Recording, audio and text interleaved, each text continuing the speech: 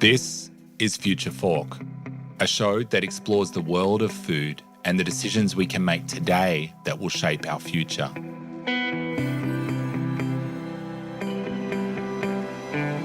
On the show, you'll hear from innovators in the food space. We'll have disruptive conversations with people from around the globe who are taking the lead on topics like food sustainability, ending world hunger, food security, and so much more. I'm your host, Paul Newnham.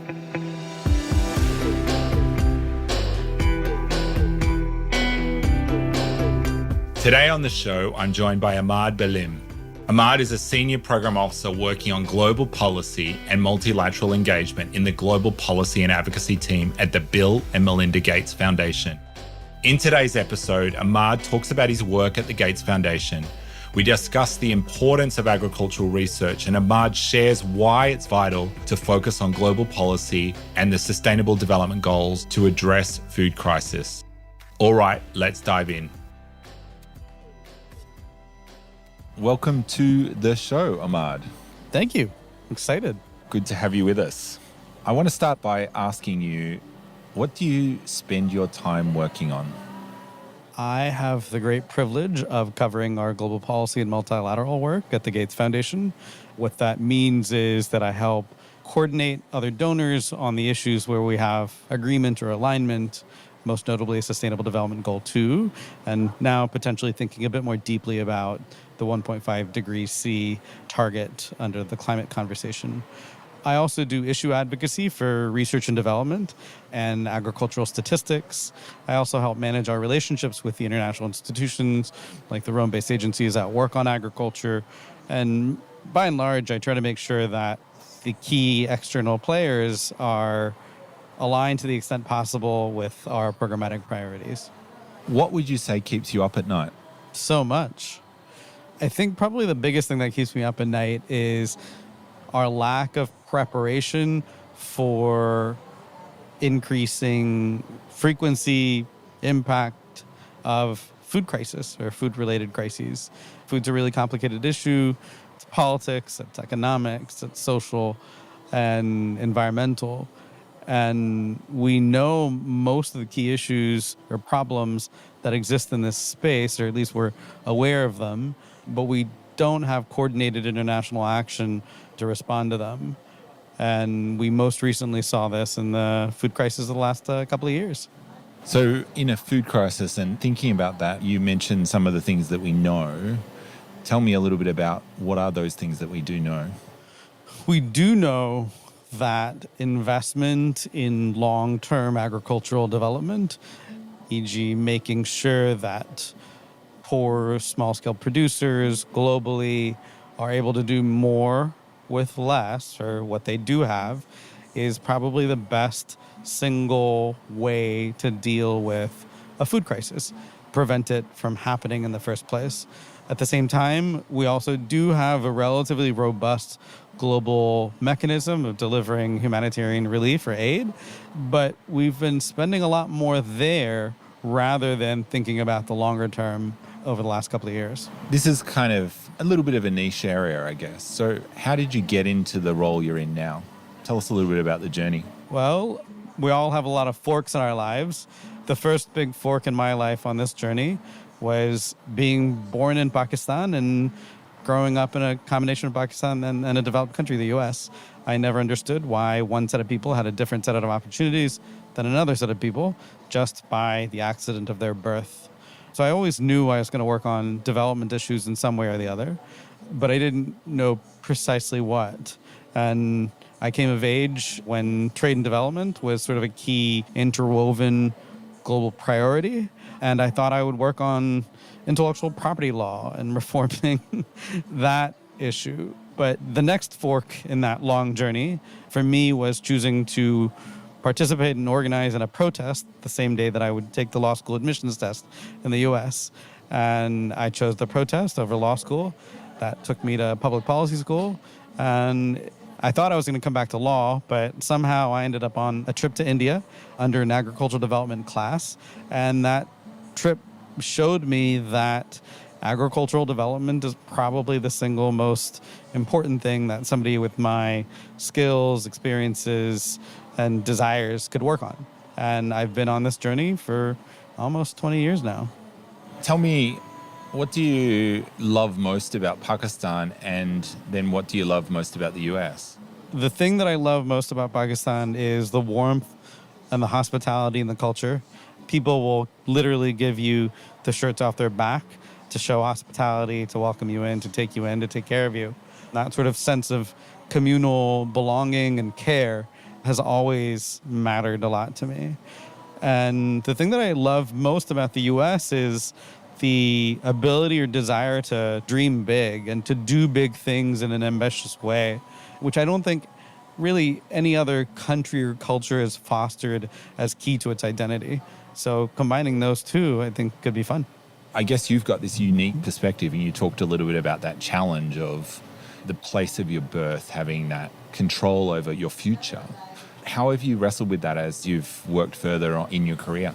The most direct way is to get naturalized again. So I became American, I became Swiss, and that was to continue to add to the complexity, richness of approaching different issues or problems, but also being able to maintain the ability to work across different places, cultures, etc., without the legal hurdles or constraints.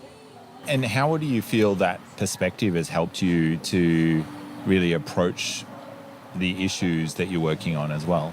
If we think about food systems, if we think about agriculture, much of that is very culturally specific. Maybe it's not culturally specific.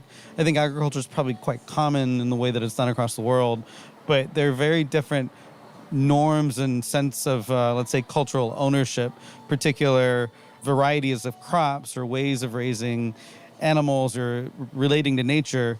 They may be very common across many different cultures, but there might be specific traditions that people take great pride in. And so learning to be sensitive to the very different ways that people approach a common or shared issue is something that this upbringing across borders and life across borders has helped with. Thinking a little bit about Sustainable Development Goal 2, which is part of the UN's SDGs or global goals, depending on how you talk about it. What would you say with Goal 2 is one of the most important areas for us to drive action? For me, if you would ask me this in the middle of the night or first thing in the morning or middle of the day, the answer would probably be the same. It would be around Sustainable Development Goal 2.3, the targets and indicators on doubling small-scale producer productivity and income. That aspect of the broader Sustainable Development Goal, in my opinion, is probably the lever that we need to pull to get that zero hunger outcome. Hunger is a really complex issue. It's experiential. You experience hunger. It's something that's very difficult to measure or accurately understand. We could look at your stomach contents, but we still won't know whether or not you're hungry. And so having some clarity around a set of actions or interventions, like increasing small-scale producer productivity and income, is a very metrics or goal-oriented way to achieve that broader experiential target of ending hunger. And then we've never been able to talk about this very specifically, how we end hunger. And the Sustainable Development Goals are more precise than their predecessors, the Millennium Development Goals. But if we look at the post-war history of goal setting globally, we've come from a world where in the Truman era, we wanted to establish freedom from want as a global goal or target, to now, almost 75 years later, we can talk about increasing the productivity of folks in certain geographies and certain farm sizes in a way that we didn't before. And so having that kind of specificity or narrowness of a target is very helpful. And it's pretty historically significant that we can have global consensus on something so narrow. I think it allows our field and community to get behind each other and to do something together rather than being at cross purposes or trying to achieve different things with the very limited set of resources that we have. So help people understand productivity. What are you talking about there? I won't go into the technicalities of the targets themselves. I'll use examples to describe essentially what the issue is. If we have the same set of resources, productivity is the approach of thinking about how we can do more with that same set of resources. If you're a small farmer, you might have a certain seed variety, a certain set of technologies that you have access to. And over time, we would hope that you would increase productivity. You would be able to do more with what you have if you had better techniques, if you have better inputs, if you had better seeds, if you had better support systems from the public infrastructure, et cetera, et cetera. That's generally what we see in economics as the core outcome that we're trying to improve. We're not just trying to improve, say, GDP or something like that. Those are just aggregate ways of thinking about what's all in the pot. What we need to do on a productivity lens is to see how do we do more with less given what we already have. And the history of perhaps human civilization is just that. We're able to be more productive with the same amount of land than we ever have been in human history. And that's quite remarkable. It allows people to live longer lives. It allows people to have access to better food. And it allows us to reduce poverty and achieve other development goals. So doing more with the same level of resource, I think, is critical. So agricultural research is quite diverse. What role does it play in really driving these solutions? Agricultural research, like any kind of research, is that lever that gets productivity to increase. To use an adjacent example, the productivity revolution from, say, the internet era, where we're able to do a lot more with our time across our economies, is a very simple demonstration of what new technologies that are supported through public research can provide us. In the last 70 years or so, we have very many examples in agricultural research where additional investment in research for the needs of poor farmers or small farmers has been able to increase their productivity, where they've been able to do more with the same land asset that they have, where they've been able to do more with the same amount of labor that they're able to put in, or they've been able to do more through the same set of inputs that they might have. That's what productivity essentially is. And agricultural research is kind of that magic sauce that allows new technologies, techniques, varieties to be surfaced for our farmers. Agricultural research has to be farmer-facing. It has to be farmer-centric, but we all benefit as a global public good when we invest in agricultural research to get those productivity outcomes. So are we investing enough in agricultural research, or is there a gap still? Most folks that study the issue will tell you that there are substantial gaps. At minimum, of increasing investment globally in agricultural research by $2 billion a year seems to be a consensus number, but that number is a few years old now, and most of our targets are time-bound. So if we're thinking about a 2030 year horizon, we know that an estimate from 5 years ago will now cost more because of the lack of action in the intervening period. That's not to say that we can't achieve the collective goals that we've set, but the more that we underinvest, the more that we have to invest in the future to get that same outcome or return over the same time horizon. Makes sense. And obviously important that we really raise that issue and really see more come in. What role does innovation play, and what's an innovation that you're excited about?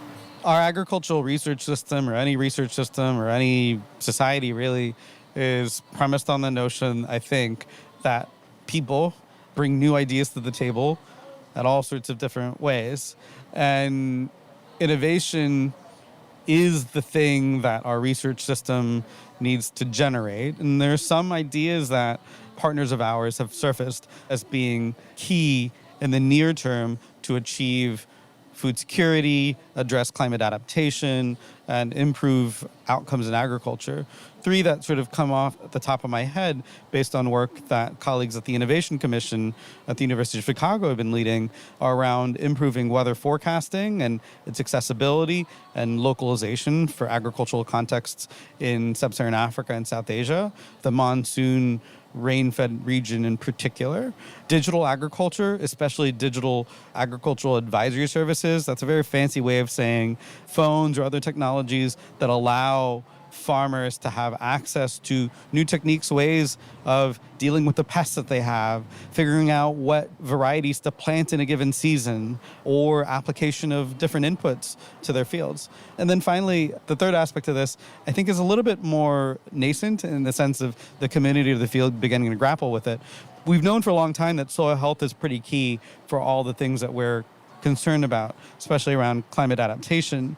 And microbial fertilizers seem to be an innovation that's around the corner that we probably need to understand better in terms of its efficacy. But the microbial composition of a given soil system is pretty important from how we understand it, and perhaps improving it could allow us to do things differently or more effectively or efficiently. So those are three innovations that come to mind when we think about the big challenges of food security, climate change, and agriculture.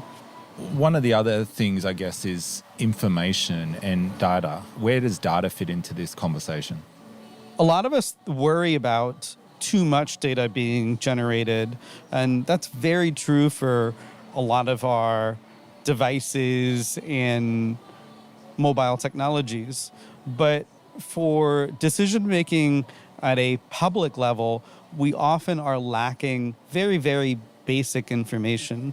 So we don't have very good records on agricultural output for a lot of the world.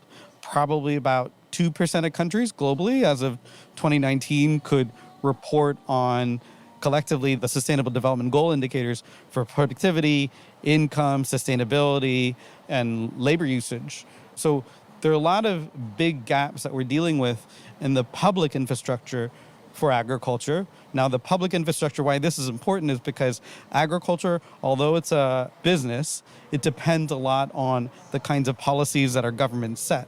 And if our government set policies that are unaware of what's happening in the agricultural sector, it's really hard to make the right kind of impact. And unfortunately, the newer source of data, say remote sensing, e.g. satellites, or things that we might get from mobile devices, those are not necessarily useful or representative at a national scale for the decisions that, say, a minister of agriculture might need to take or a parliament might need to consider when they think about their country's agriculture. And so making sure that agricultural statistics are gathered, they're gathered in a nationally owned way through the appropriate systems to allow decision makers to make better decisions is pretty key, and it has been a long-standing gap.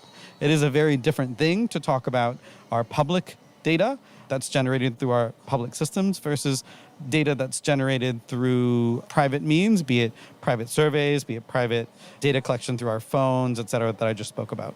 So I'm going to change tack a little bit. Often in this space around SDG 2, there's a lot of different things being kicked around, lots of different messaging.